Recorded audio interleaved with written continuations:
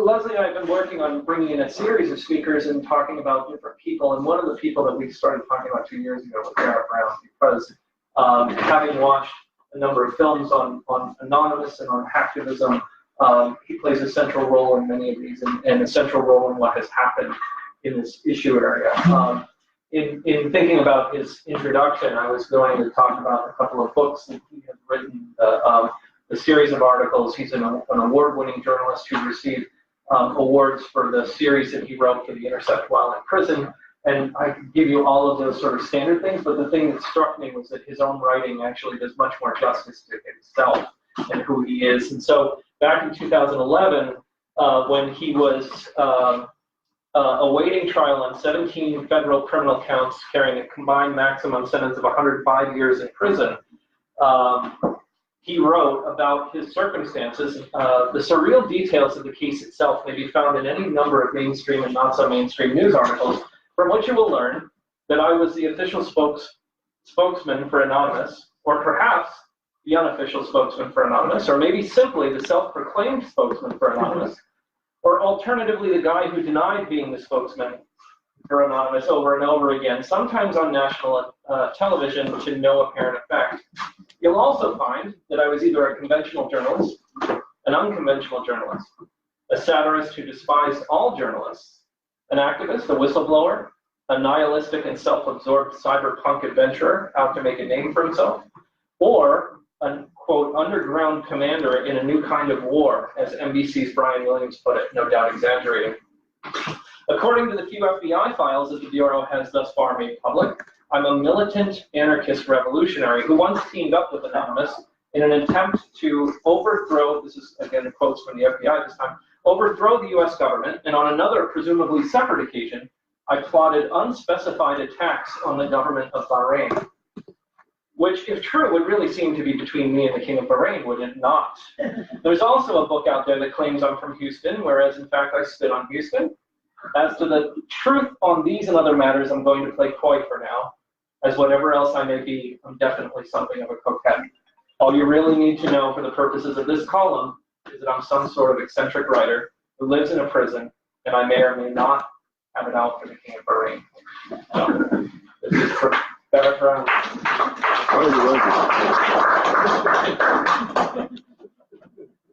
So, you gave a speech earlier today. With that said, my very wonderful introduction at Niagara University. That was obviously tailored to the audience. We're going to tailor this one to this audience, since we'll probably move on to the advanced material here.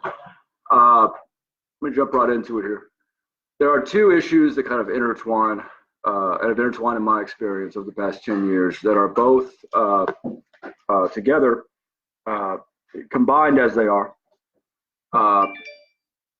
vastly dangerous for the U.S. Republic and its population and populations abroad. They lead to dangers that are fundamental in their nature, that are extensive, that affect all other issues, whether your issue is environmentalism, whether your issue is cleaning up governments, whatever it is, these things play into that. And these two issues, these two over issues, these fundamental issues, will affect your work and the work of those that we depend upon to keep some degree of civilization in play.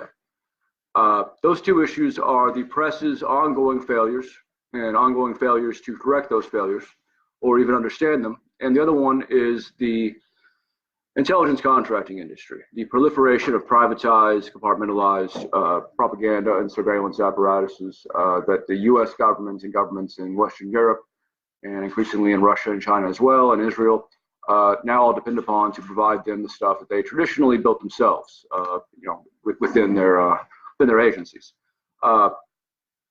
Starting after 9/11, this intelligence contracting industry, which is it's an unwieldy term, but it's all we have, I'm afraid, started to come about. They started to bloom, these firms. There's a huge market for the U.S. government to create, develop, and surveillance, to create and develop apparatus for propaganda, for infiltration, for all manner of things that used to be done kind of in a brick and mortar way with the FBI agents on your local block infiltrating anti-war rooms, having to actually go into the room and sit there during meetings and pretend to be a radical, et cetera. They did a very good job of that. They did a great job of thwarting social justice movements of infiltrating and disrupting anti-war and civil rights groups. They did a good job of spying upon every single black college student in the country by policy in the 60s. Up until the point in which these anti-war activists, these mostly Catholic anti-war groups, broke into, as you mentioned earlier, an FBI field office in Media, Pennsylvania, and stole their documents and revealed COINTELPRO. Congress, having looked into this, sort of pressured them to end these operations. They did end it in the name. They no longer call it COINTELPRO. But as I think all of you know pretty well, those same techniques continue in different forms, different agencies, different names. And so we're no better off than we probably were in the early 70s, late 60s. We are in fact vastly worse off, and that's what we came to discover in 2011. 2009, 2010, I was still a freelance journalist for the most part, pretty conventional in many respects. I still wrote for things like Vanity Fair and The Guardian and Huffington Post and New York Press and whatever else I had to do. And starting when I was younger, I had gotten the sense, which increased over time, that nothing I was doing was making a difference, that all I was doing was helping my own career.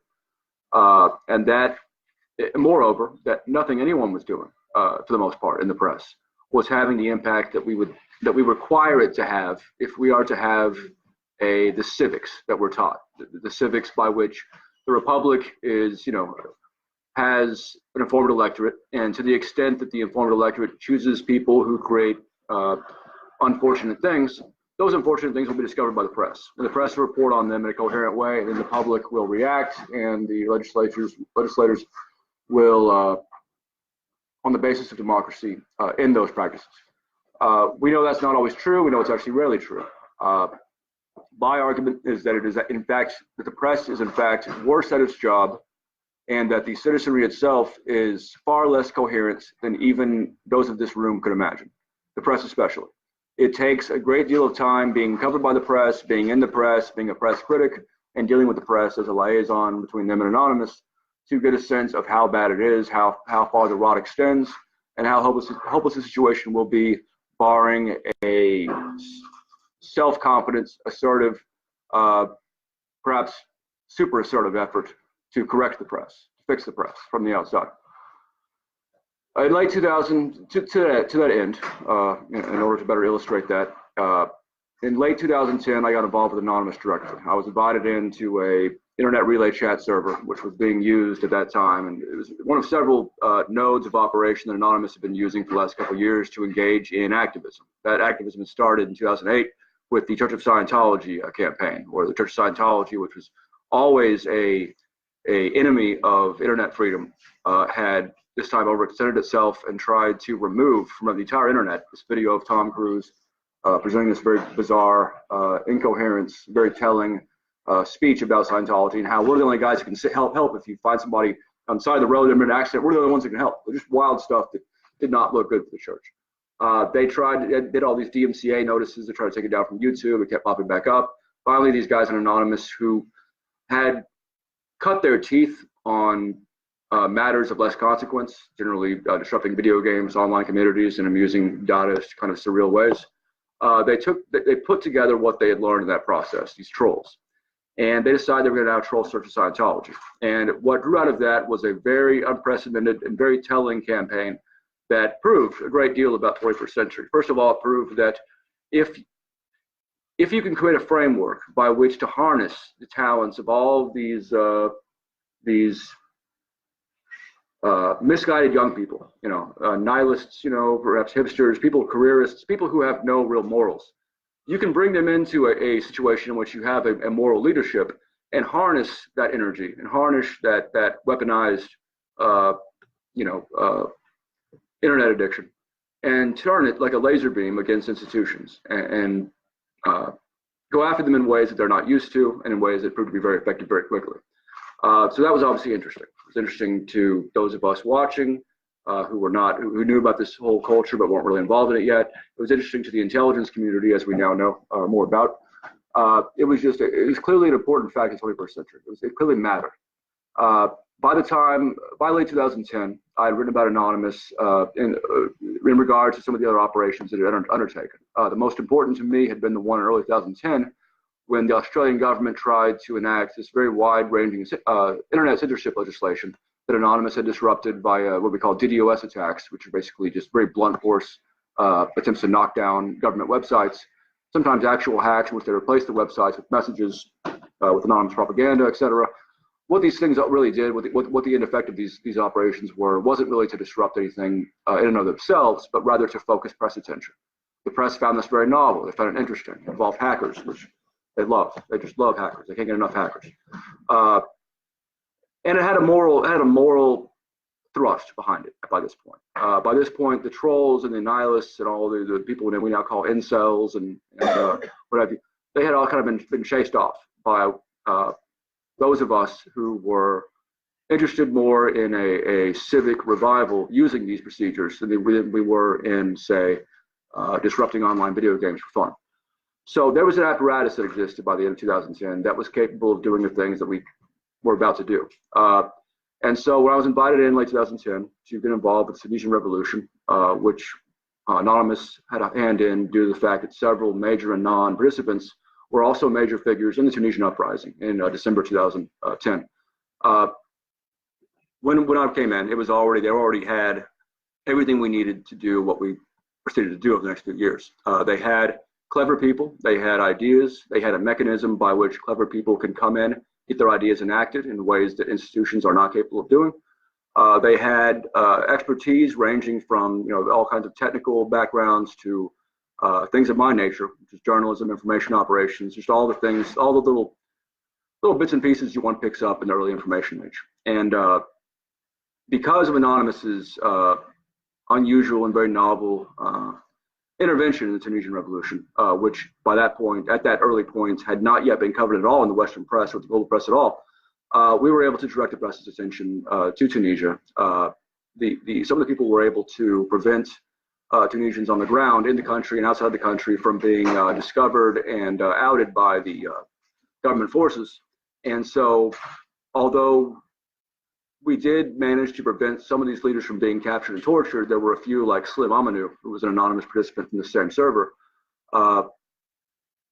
We weren't able to prevent him from being captured and tortured for 4 days in early January. But when he got out, a few weeks later, he was able to join the new provisional government as Minister of Youth and Sport, the first anonymous government leader that we know of.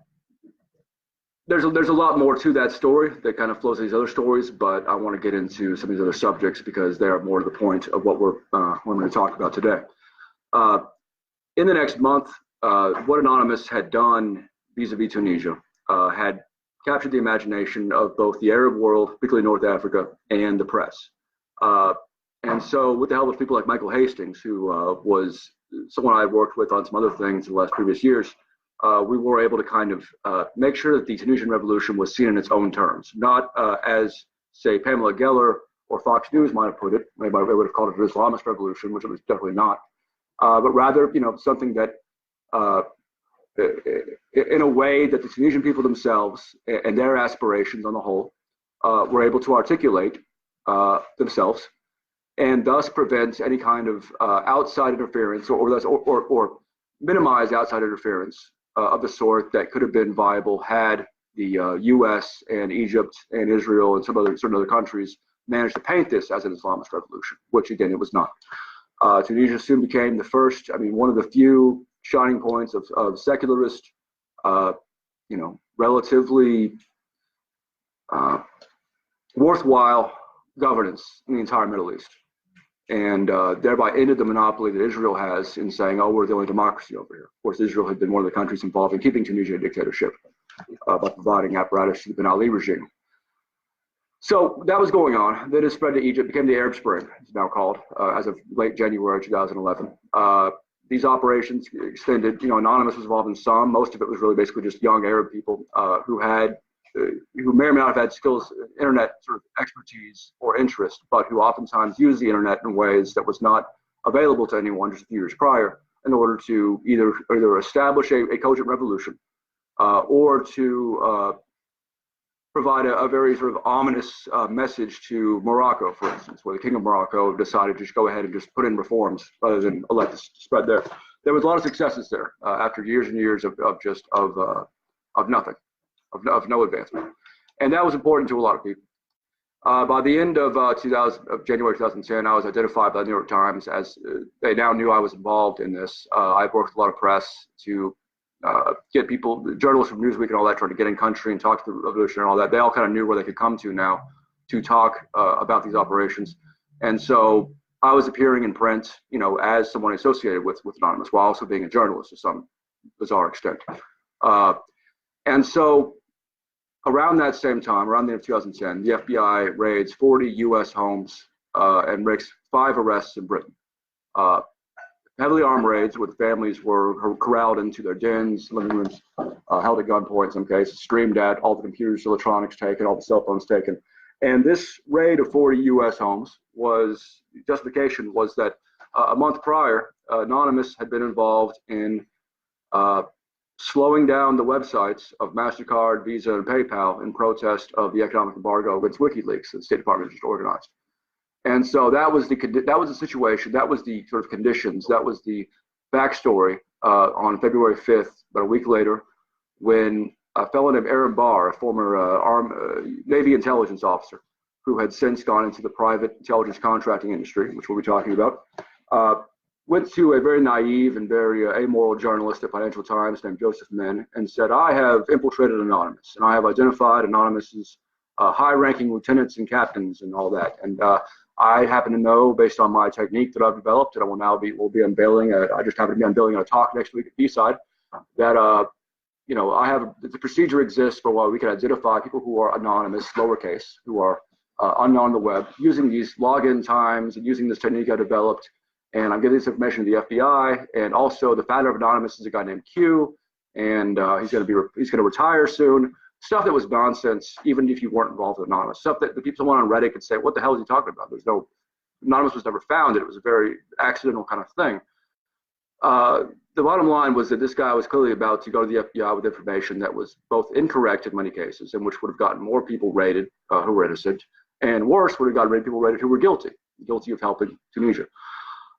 So myself and a guy named Topiary, who was one of the, later became one of the more, he was a charismatic kind of hacker. He wasn't a hacker, but he was a very charismatic and clever guy.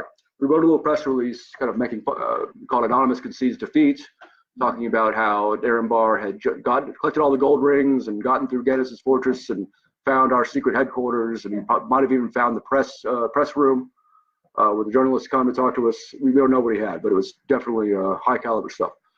The next day, Anonymous hacked his company and took all of his emails. HB Gary Federal took all of his notes on this particular operation.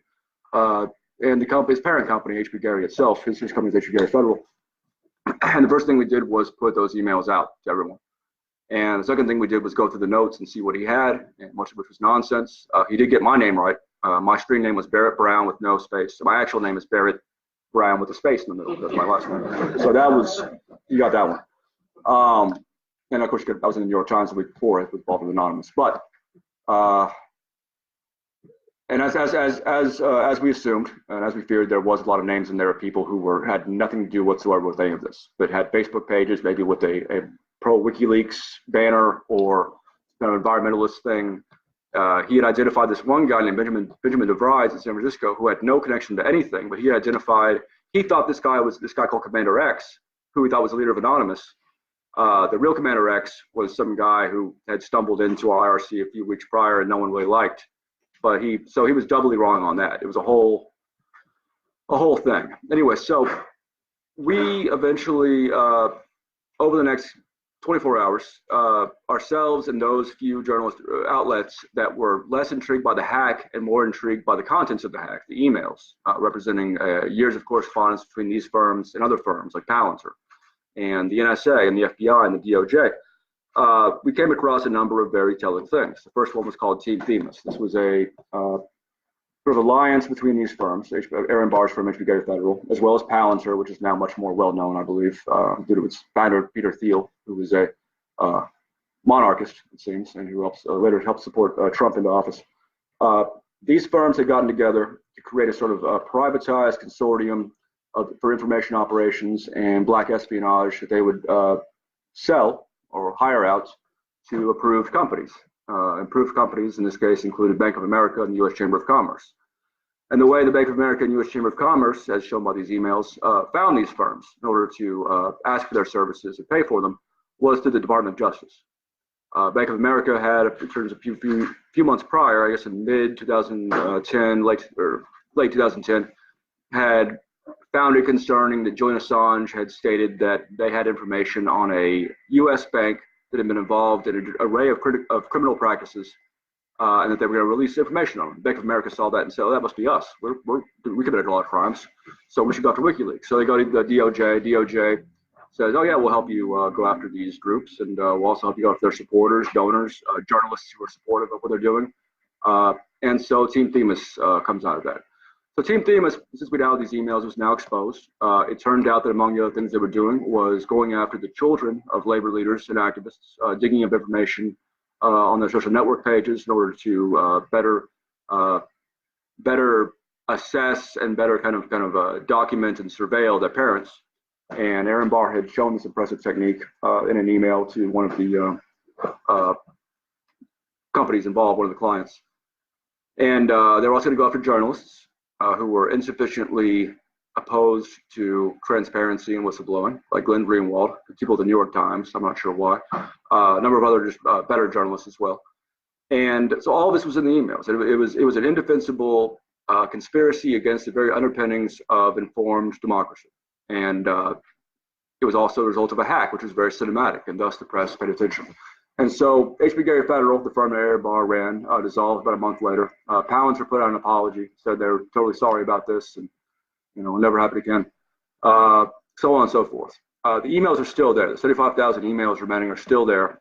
Some of the press continues to go through them. Most do not. Most have decided that a story has already occurred. The story is over now. And so it's time to move on to the next story. One of the aspects of that incident was Palantir, which I mentioned. Palantir, when this first came out, claimed that it had nothing to do with these proposals to go after journalists and to give documents to activist groups that were actually fraudulent, and then accuse those groups of having read the documents themselves and set them up on fraud charges. And so they had nothing to do with that. They found it abhorrent. Then, when further emails showed that actually they had been involved and that their company logo was on these documents, they said, "Well, we'll get back to you." And then they came back and said, "Oh, there was one of our engineers. He didn't have permission. He was involved in this. We're very unhappy with him. We're putting him on leave while we investigate." That was good enough for the New York Times. It was good enough for most of the press. And 3 months later, when the press had moved on, they promoted that employee. And he became the Washington, D.C. liaison for government development.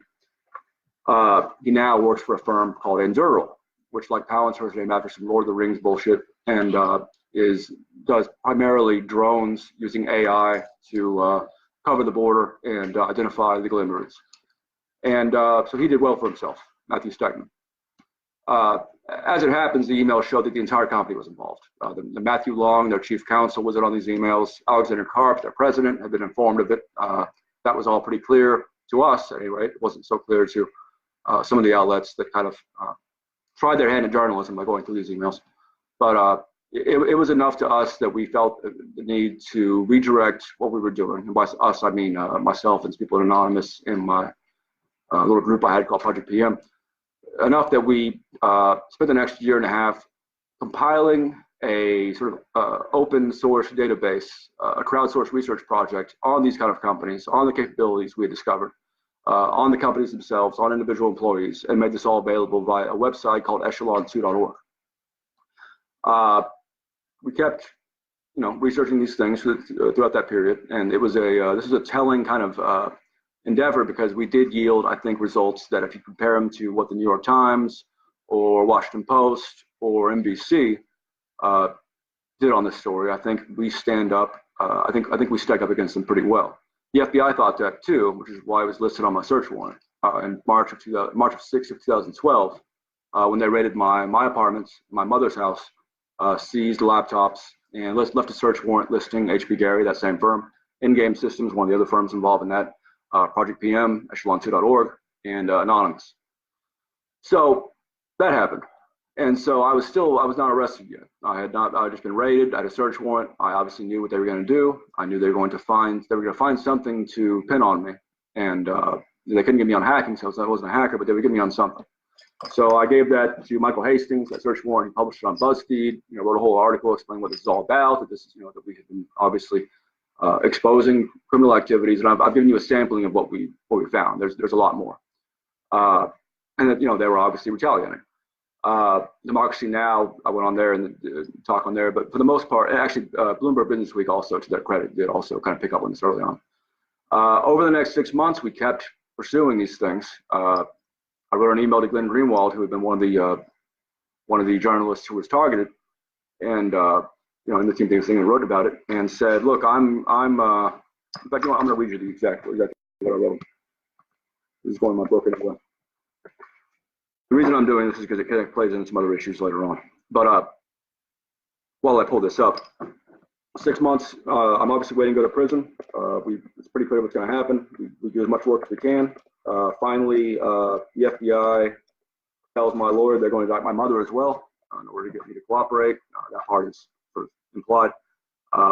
I find out some more things about H.B. Gary having hired a person who's also a compensated FBI informant named Jennifer Emick, who had done a great deal of stuff to me during that period, along with executives, ex-military friends of H.B. Gary's executive board, posting pictures of my house, posting my address, posting my mother's house, former houses they thought I lived in, putting them on Twitter to the attention of the Zeta drug cartel, which in October of 2011, much of the press was speculating on whether or not they were going to come and behead me because of this operation between anonymous bear crews and the Zetas.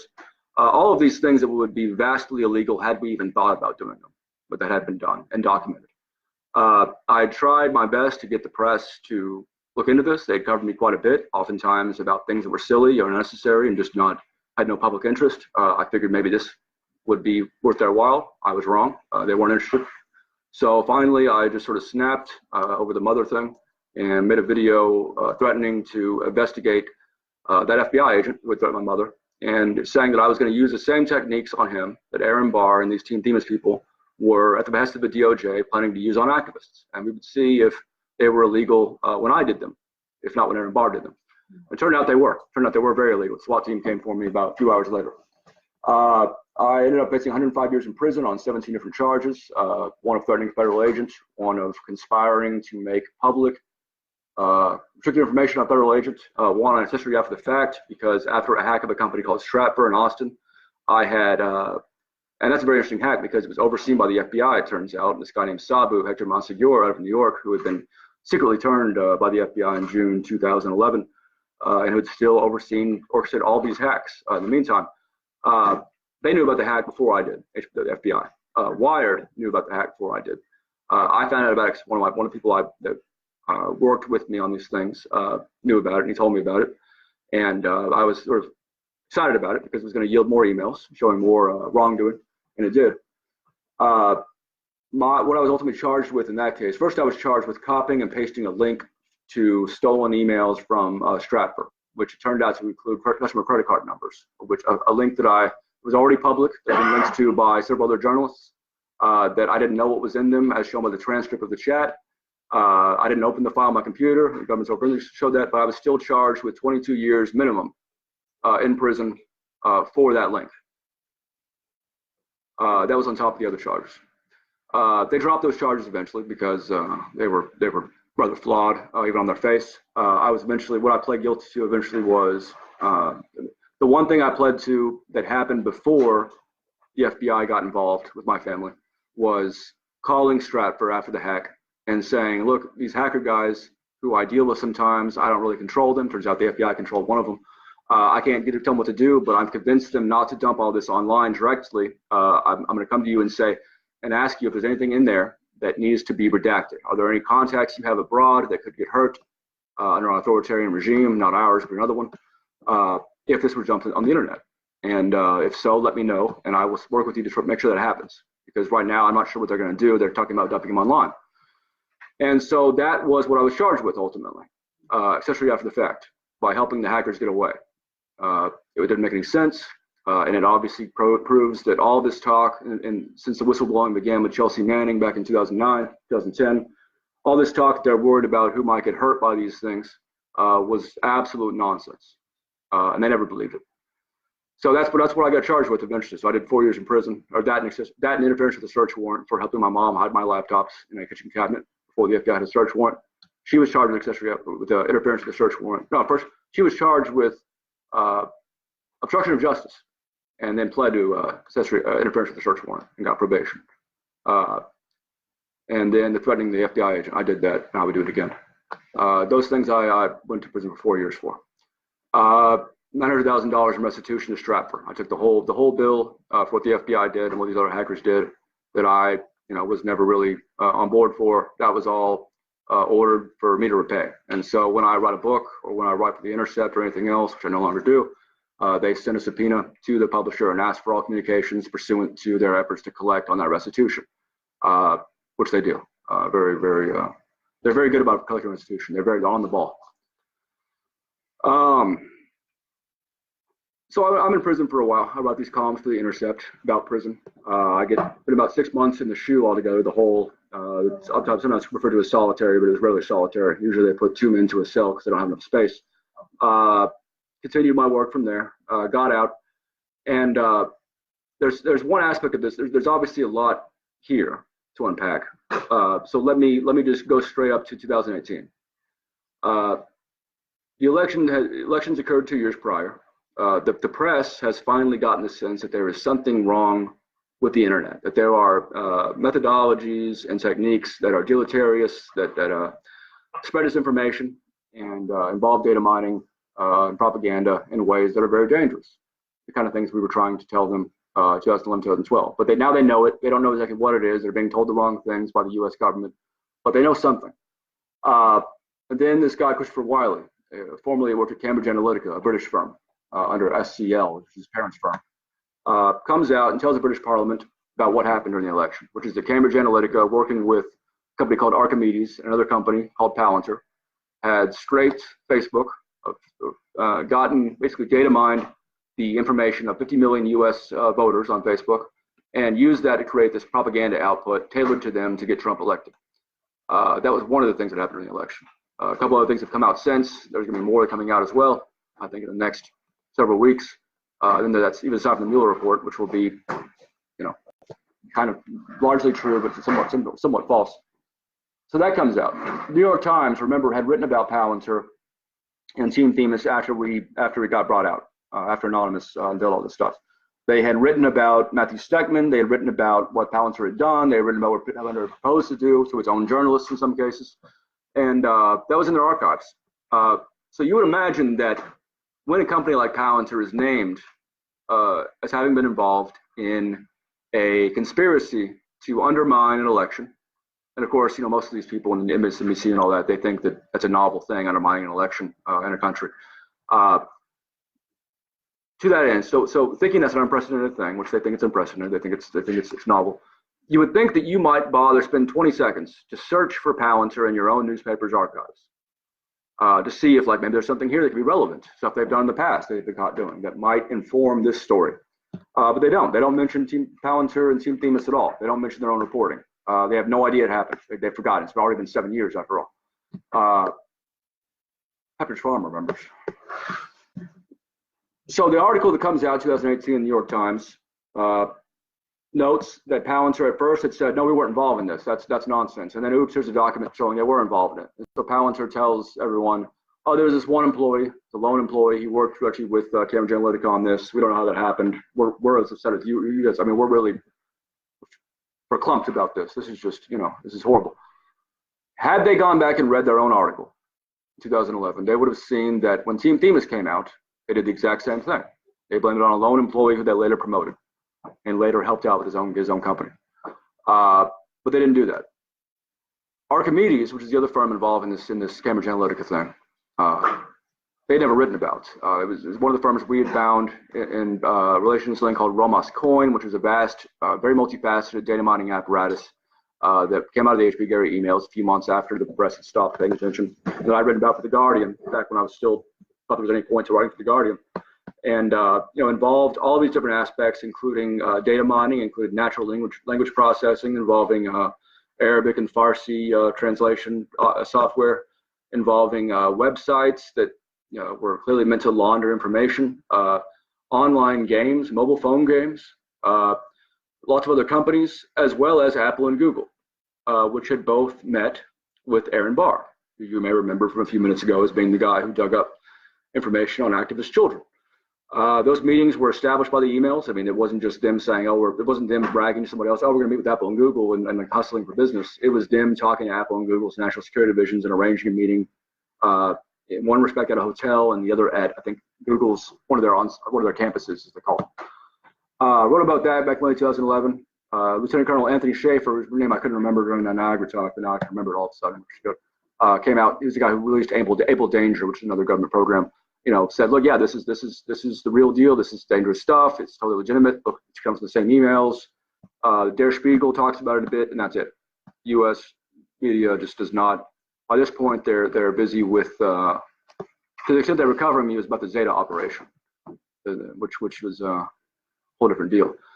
So among those companies who was involved in Romus Coin was something called Archimedes, which you'll again remember from 2 minutes ago as having been involved with Cambridge Analytica and Palantir in the 2016 election. Doing the same thing they had done years prior, data mining on a sophisticated basis in order to produce the most tailored propaganda product you can to individual audiences, for instance, in the US, to win an election for a kleptocrat, for Peter Thiel, founder of Palantir. During this whole time, during this period between 2011 and now, there's a couple of journalists that I want to bring attention to. One of them is Joseph Min. He was the guy who Aaron Barr came to and said, I've discovered all of Anonymous' secret leadership and their board of directors and their captains and lieutenants and all that, and I'm going to put it all out. And who believed that and who ran with it and then got very upset and kind of embarrassed when it turned out that the stuff was wrong, and we kind of very publicly made fun of this poor guy. He wrote for the Financial Times. Now he writes for Reuters. His name is Joseph Min again. He went on to do great things. I was on TV with him once, I think a few months before I was arrested, on Canadian CBC, Canadian Broadcasting Channel, or something. He went on to do great things, like I said. Another fellow, Adrian Shin, who back then was at Gawker, along with John, come back to him, another fellow, had written about Anonymous and myself in particular a great deal back in 2011. He had not written about the things that we were giving him and all these other journals. He was not writing about the tips we were giving him, the emails, things about Booz Allen Hamilton, which is one of the companies that we were very focused on and that no one really took seriously until 2013 when Snowden came out, the former Booz Allen employee. Never wrote about any of that. He wrote about how I was a fame ball. He wrote about how I had made up the Zeta cartel operation, made up a kidnapping in Mexico. Gawker made me one of their crazy Gawker characters of the year in 2011. Right around the time I put out the Romus Coin thing. And then after I was in prison, about a year after I got arrested, I was under a gag order now for writing an article in The Guardian that the prosecutor said was, quote, critical of the government, unquote. I could no longer write about my case or the government or any of these companies because, as they said, they would be called as witnesses, these companies, which they ended up not being called as witnesses. They would not have made great witnesses. During that time, when I could not respond and was facing 105 years worth of prison, Adrian Shin, still at Gawker, writes an article. He goes to a fundraiser for myself and Jeremy Hammond, at which a number of people were speaking to raise money for our legal funds, which were entirely paid for by the public, and writes an article called Wine and Cheese, Stand by Your Troll, Wine and Cheese with the whatever. He points out, and this is true, that I'm an asshole, megalomaniac, and he claims I put as much bad information in the public as good, and his proof of this is that I had made up the Zeta drug cartel thing and kidnapping in Mexico.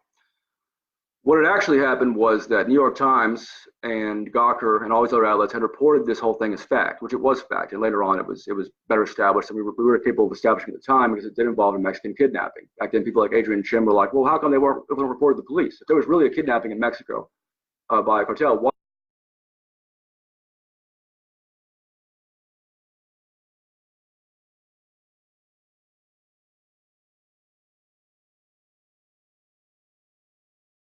Some of the same people who had written about me before my arrest made it much more difficult than it would have been otherwise to bring attention to what this is actually about and to raise money and to bring attention again to the things like Cambridge Analytica or Archimedes Global or Palantir, which would, as you recall, later go on to help steal the election. About a year after that, I note with horror that he's writing for The Nation. He's writing a book review about this book right here, the Gabriel Colum, Hacker, Hoaxer, Whistleblower, Spy. He has now presented himself as a critic of Anonymous on moral grounds. He claims in the article in The Nation that the first time he heard the term lols was he reported on an 11-year-old girl who had been harassed into police protection by Anonymous because they didn't like her video. There's no link to his article from The Nation article, the article he's talking about. But if you happen to look up Adrienne Chin, 11-year-old girl, you will find the actual article he wrote in 2010, which starts off with embedding the video, shows the video, and then says, "It's funny. Oh, we're wondering what happened." Goes on to repeat the memes that had come out of this whole event, which was this I'll backtrace you, this girl and her dad are yelling at trolls on YouTube and saying things. Refers to the 11-year-old girl as an unfortunate fame-based something, and otherwise does not mention Anonymous at all in the article. It mentions Tumblr. It mentions what is that damn thing? All these sites that are now forgotten because they're 10 years old now, and they have cycled back and forth, and now I guess they're now obsolete. Doesn't mention Anonymous at all, but no one at The Nation figured it would be worth their time to spend 20 seconds verifying this claim he had made about Anonymous, which in 2010 was not harassing 11-year-old girls into police protection, but was rather involved in these efforts, such as Tunisia, which I just described, and Australia, and going through the Cablegate leaks that Chelsea Manning had just gone to prison to bring out, and trying to collate them, find the important elements and all that, while Adrienne Chin himself was the one posting videos of 11-year-old girls on Gawker. That same article goes on to describe the incident with H.B. Gary I've just discussed with you, which he wrote about at the time as well. He does not mention the firm. He claims that Anonymous did not release any emails or any of this stuff from these emails until they had unsuccessfully tried to blackmail the firm. I know that's untrue because I have a recording of the first interaction between Anonymous and that company, which was me talking to Aaron Barr on the phone, and the one right before that, which was also me talking to Penny Hoagland on the phone, their president, and the transcript of the chats exist, and that just shows it's absolutely false. The first thing that we did was put the emails out. Even before the hack was done, I was already asking the New York Times if they wanted these materials, since they were important. The New York Times replied, "No, it doesn't sound like a New York Times story," which it wasn't, I guess, technically. It was not a New York Times story. It was an important story that needed to be followed up on. This whole article in The Nation is just filled with not just errors, not accidental errors. I mean, absolutely malicious fabrications that it is impossible for someone like him, who has written about H.B. Gary at length, who has spent about 6 months talking to me on and off when I was sort of a press liaison for Anonymous, impossible to be accidental. But that's in The Nation, and I just came across that a few weeks ago. I couldn't bear to read that article until recently. I realized something came up, and I had found a few things, and I did so. Adrienne Chin, I thereafter learned, I think I was sitting in the shoe one day, about 2015 in prison, and I get in the mail a copy of The New Yorker, which I think my grandma got me a subscription to, against my wishes. I'm flipping through there and I see an article about Philippines. I'm like, and let's see who the author is. The author is Adrienne fucking Chin. And then he's at The New Yorker now. He's a staff writer. And I'm sitting there in the shoe. I'm like, how could this happen? What a horrible thing to have happened. Then I find out he's with The New York Times now too. And he's their cybersecurity expert. He's their expert on online propaganda now. This was an issue he never wrote about in 2010, 2011, 2012, even when we gave him stuff.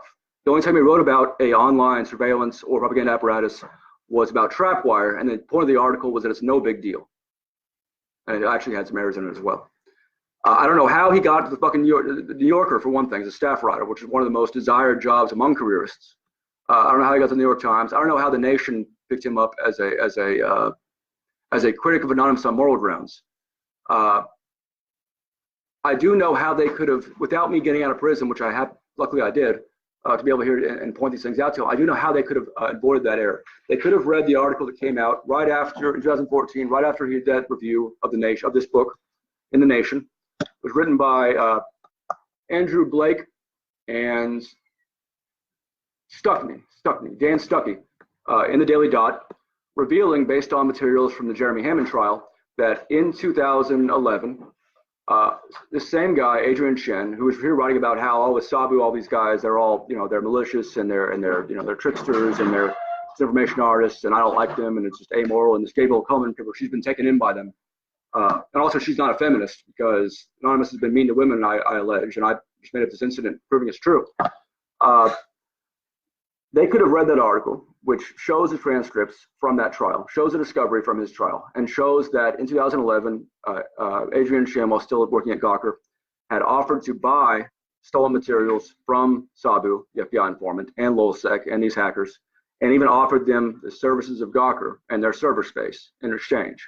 And then when they balked at the idea, the reason they balked it because the emails they said they had, they were supposedly stolen from Rupert Murdoch, did not exist. They were trolling him, as usual. When they balked at it, he encouraged them. He pressured them. He said, come on, you guys don't want to be the crew that took down Rupert Murdoch? I can't believe you guys would turn that down. And I knew about that. Someone said that in prison, and I said, well, this is great. Now this is out, so he won't go any further. Surely he won't be able to do any more damage, by getting at a higher publication. He won't become staff writer at New Yorker, and of course he does the next year, because it doesn't matter what you put out. It doesn't matter if you steal it under the most cinematic circumstances possible, with all these teen hackers, defeating the big company and exposing all the evil military stuff, and the press loves it and writes about it. It doesn't matter, because they'll forget it in 3 years, and they won't get it right in the first place. And if we get it right for them over the course of a year before we get up to prison, Michael Hastings will write about it a little bit, but then he'll die in an explosion. It just won't matter. They could have read that article, but they didn't. So it just so happens about a month ago, I have somebody who has all my old emails I gave to her because I can't open them up on this Thunderbird thing from my discovery, my old emails from the anonymous days. And I'm telling her, you know what, look up Adrian Chen in my emails, because I want to see what some of the stuff we talked about. Because I know I gave him some tips on these things. And I come across an email exchange between me and him, or a GChat exchange. GChat used to exist. I forgot about that, but it used to be pretty cool. And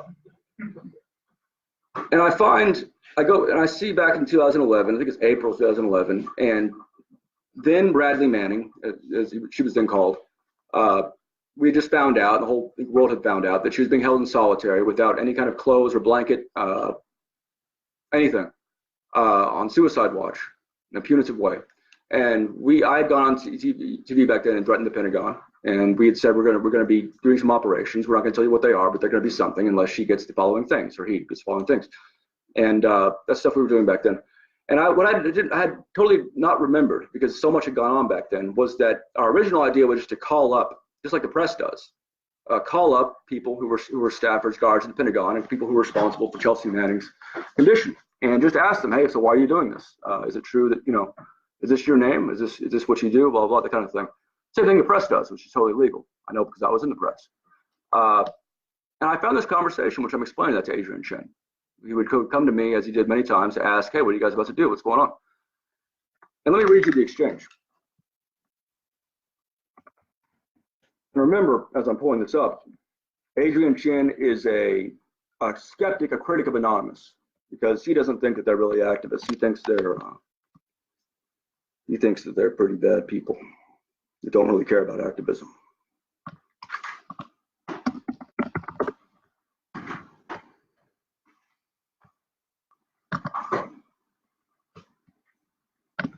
There it is.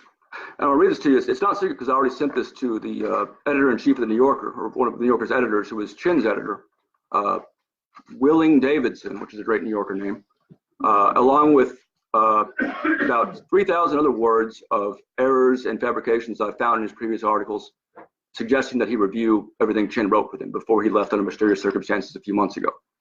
And I'll get to that in a second. But let me just read this conversation first. This is what kind of set me off a month ago. It's why I've been doing some of the things I've been doing lately. And I'm telling him here, so here's me saying, like, you know how the press calls people up? And Adrian goes, yeah. And I go, well, we call people up for the same reason, except we're calling from this huge blob of eccentric futurists with varying levels of station in society. And we're just looking for information, so we're kind of like the press, but what we do is illegal because it has to be. And Adrian responds to this, I mean, it wouldn't get as great as impact if you just called them up. I think putting on a pirate pad is what gets people. Just like what happened to me at 4chan. No one would have given a shit if I just got some prank calls, but it was the act of doxing, putting on people's personal information. And then I go on and I tell them the philosophy of the media versus activism, and how what we're doing I think is more ethical than what they're doing, blah, blah. And, I say it's a necessary thing. Adrian ends the conversation by saying, anyway, I'm going to go drink beer. Keep me updated on the Manning operation, any pizzas sent, whatever. Now, it doesn't matter that I have this, because it's already been public for 5 years now that Adrian Chen tried to buy emails stolen emails from an FBI informant who had been turned a few months prior unbeknownst to him, and it offered a server space at Gawker.com and all basically helped constitute what would be called accessory after the fact, in addition to having encouraged them to do further stuff, but was never charged. Here he is again, trying to get us to find and put out the addresses and personal information of U.S. soldiers in 2011. And if you recall, if you think back 20 minutes ago to what I was eventually charged with and got sentenced for, and why I had the $900,000 tab that I owed to Stratfor, a company that, by the way, spies on activists in Bhopal on behalf of Union Carbide, lest they successfully agitate for more money to be paid to the orphans of the ones they killed in the Union Carbide disaster in the 1980s. Unlike I was charged with accessory after the fact for calling Stratfor after the hack, which I had no control over and didn't know about until it was already going on, and asking if I could help redact and informate the names of people who might get hurt if this information was dumped. Before that, I had been charged, with 22 years worth of offenses, 22 years mandatory minimum, for copying and pasting a link that I believed went to these stolen emails, different stolen emails. Adrian Chin offered money for these things. He offered the uses of Gawker. He had the editor at Gawker, John, whatever the fuck his name is, I've forgotten now. He signed off on it, apparently. Him and that John fellow worked very closely together. They wrote several articles together about Anonymous, attacking Anonymous. John came to me in all his emails that I'm also now been looking through lately. And he was never charged. Not only was he not charged, he went on to the New Yorker and then went on to the New York Times. And he was the one who found the Moscow-based Internet Research Agency in 2015, the one that later became a big deal over the election, the one that certainly exists, it's a real thing, and certainly does conduct information operations, and certainly was involved in some way. We don't know how effective it was in the U.S. election, but it's not the kind of thing he would normally come across because he was a piece of shit who mostly wrote about iPhones and about me. And so it's not 100% sure that this guy was tipped off by someone in the intelligence community about this as a reward for having written the things for the 7 articles he wrote about me, or the several articles he wrote trying to pin a murder on Occupy Wall Street, or the other things he did that just happened to be very, very convenient for the U.S. intelligence apparatus. But it's very possible that that's what he did. And now the New York Times knows about it. His New Yorker knows about it. Let's see who else. Nation, head of the Nation. What's Katrina Vander, whatever. She knows about it. I've sent all this to them. With my bag. Sent it all to an email and forwarded it on to the other editors and forwarded it on to the Columbia Review of Journalism. And having got responses from the New York Times, I didn't expect. They're culpable for other things that I've already brought up. But I did get a response back from Willing Davidson at New Yorker. Let me tell you what he said. Again, this is after a long email listing all these other things that I couldn't even begin to get into tonight. I'm writing, here's what I wrote to him. This is, when is this?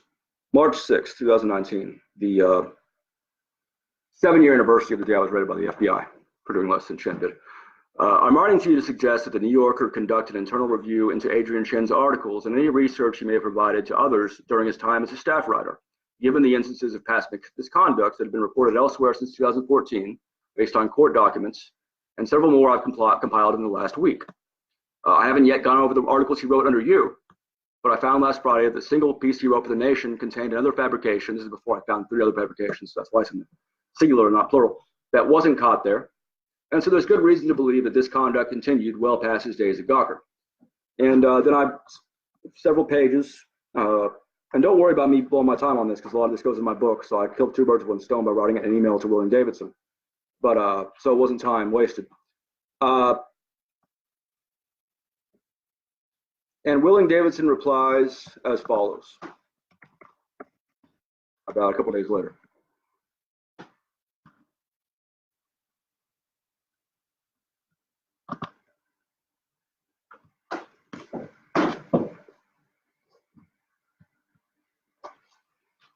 Here we go.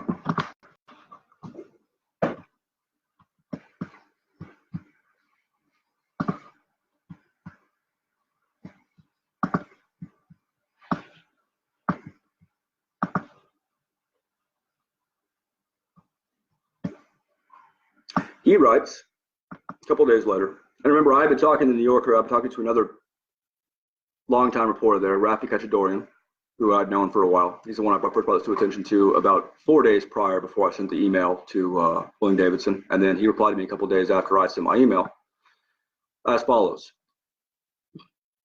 Dear Mr. Brown, thanks for your email. If you have spotted an error in a piece that Adrian Chen wrote for the New Yorker, we'd be very glad to know. We take fact-checking seriously, and our articles go through rigorous pre-publication review, but we're always happy to issue corrections when they're warranted. But we can, of course, vouch for things that Adrian or any other writer has contributed to other publications. To which I replied, if you look carefully at what I wrote, both at the beginning and end of this email, you'll see that I haven't asked you to vouch for anyone's work in any other publication. Rather, I wrote to suggest that you conduct an internal review into Adrian Chen's articles and any research you may have provided others, et cetera, et cetera, et cetera. And then I just say, you know, whatever, that's fine. Sorry to have wasted your time. Sent the same email to the Nation, which is the one that actually does have these very palpable, indefensible, like can't stand up to scrutiny errors by Adrian Chen. Never heard back. And I know people at the Nation. Sent the same stuff to several people at the New York Times, where he has since been writing as well. Never heard back. I've since found that he was somehow editor at New Inquiry, which I wrote for when I got out of prison without knowing Adrian Chen was involved there.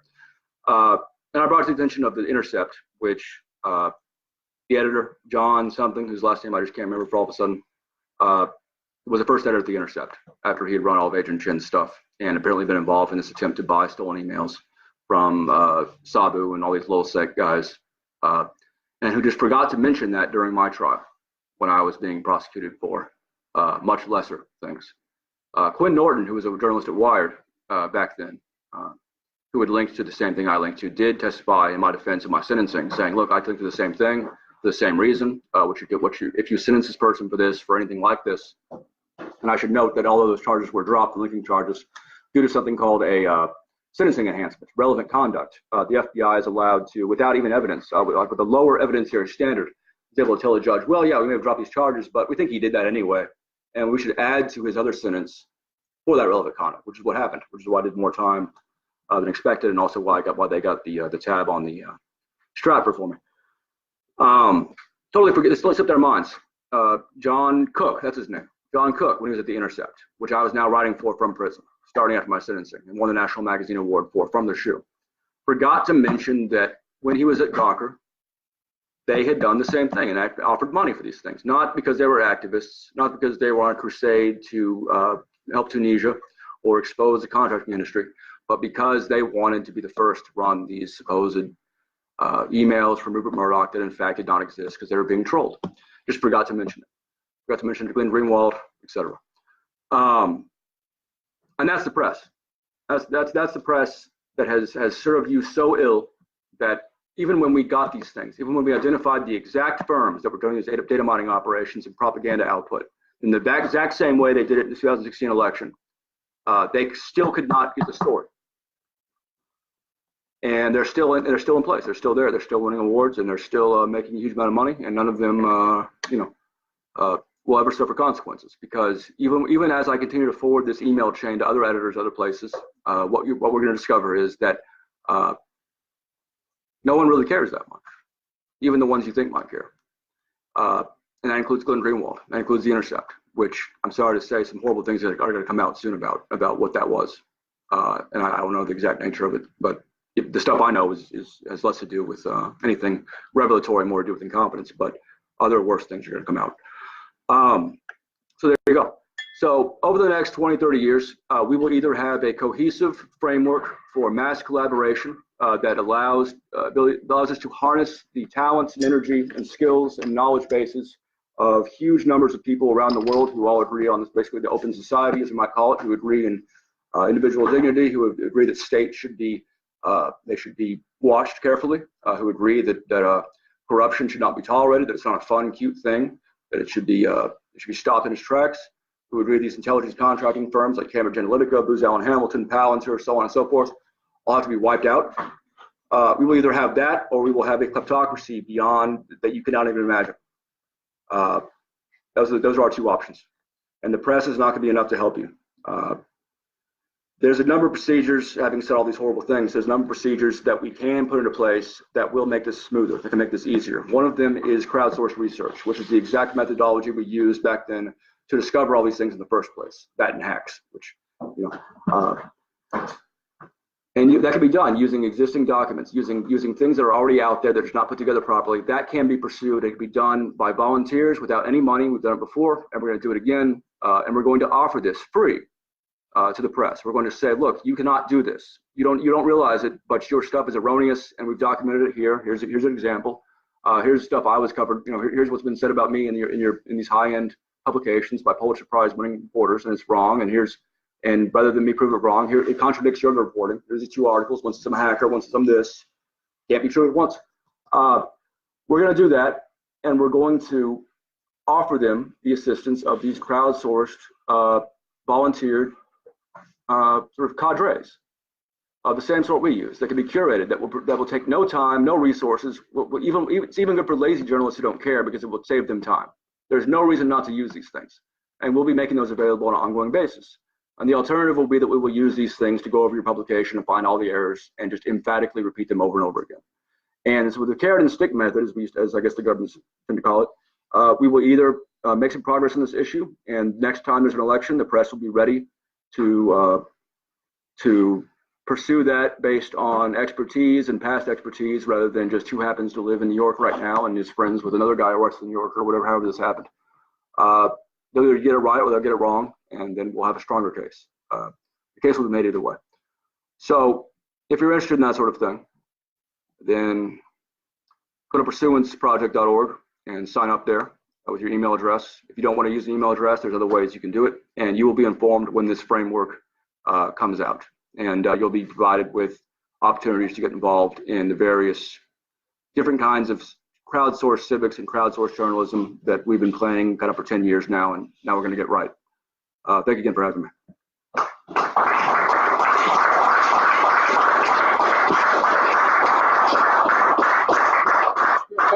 we take questions, once people came in after the beginning, you get a chance to chip in, so we can pass the hat again and let's take some questions.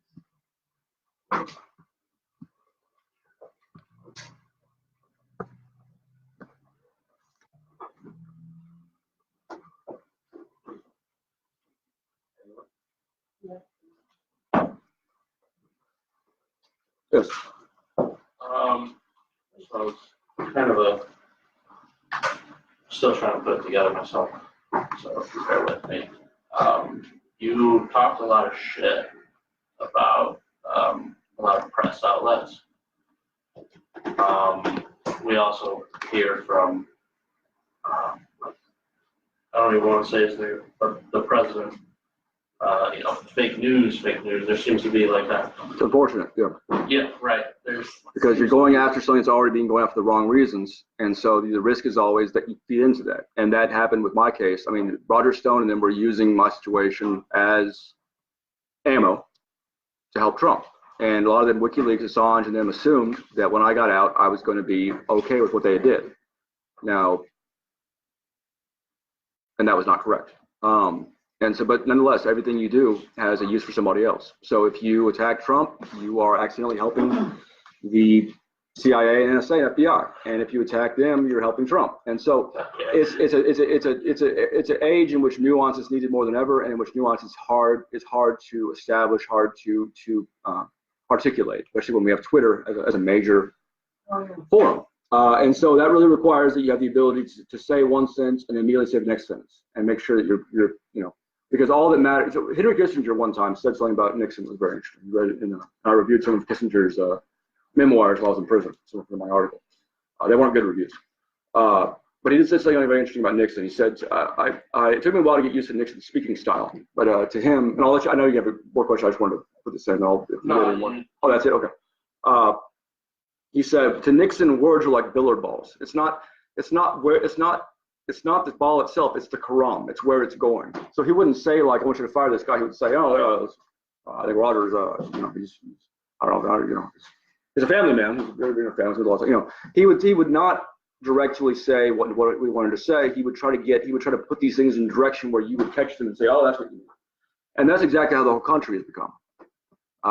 You can't say anything about Hillary Clinton without everyone assuming your entire political philosophy. You can't say anything about, the CIA, the FBI. If I attack the FBI at this point, which I'm going to keep doing, and which I think all activists want to do, because before the Republicans decided they were suspicious of the FBI, we had known that for 70 years, I think, to different degrees. And so that's the rub. And so that's why luckily I have this is all, I no longer have to write as a freelancer, which is great because I burn all my bridges with most of the editors. I have a book coming out, and I can live off those book advances and all that, and speaking fees and all the other things I'm doing now. And so, but when you have a long form medium like that, a book or a long essay that you can control without having an editor, then you're able to make that whole case and say, hey, here's the problem with the FBI, but not this. This is not the problem. You probably heard about that. You probably associated with this, but this is not the problem. This is the problem over here. And here's you do the same thing with every other subject. It's very difficult. It's not an easy thing to do in most of our communications, in most of our modern communications. It's not an easy thing to do on a cable news program, but it has to be done because we can either we're going to go through this thing where we're seesawing between, okay, now we're going to support the CIA and FBI against the Trump, and we're going to give them cover while they do that. Then when they're done, maybe we'll get back to like COINTELPRO and what they do every other day when the press isn't watching. Yeah. That's an option, but it's a terrible option. You can have more than one enemy, is my philosophy. The enemy of my enemy is probably my enemy also. And so it requires a desire it requires you to want blood. It requires you to really have deep-seated hatred for a lot of things. But that can be accomplished very easily. Yes. I guess part two is that there any merit in trying to In what? I don't know, keep up on current events? Are you asking like where to go to for? That's kind of what I'm getting at here. So there are, as always, all these, when I say I hit the New York Times, blah, blah, this, and this, obviously I'm talking broadly, and I'm not mentioning that like there's people that Scott Crow works for the New York Times. There's people that I've dealt with in different publications and that I like and that are doing a pretty good job. And, that's just true all across the board. It's not true for the Dallas Morning News, but it's true for most publications. That one's entirely bad. It turns out that one of their columnists was a white nationalist podcaster. For some reason, a different name. That just came out a few months ago. That was after the editor of Dallas Morning News attacked me in print for having alleged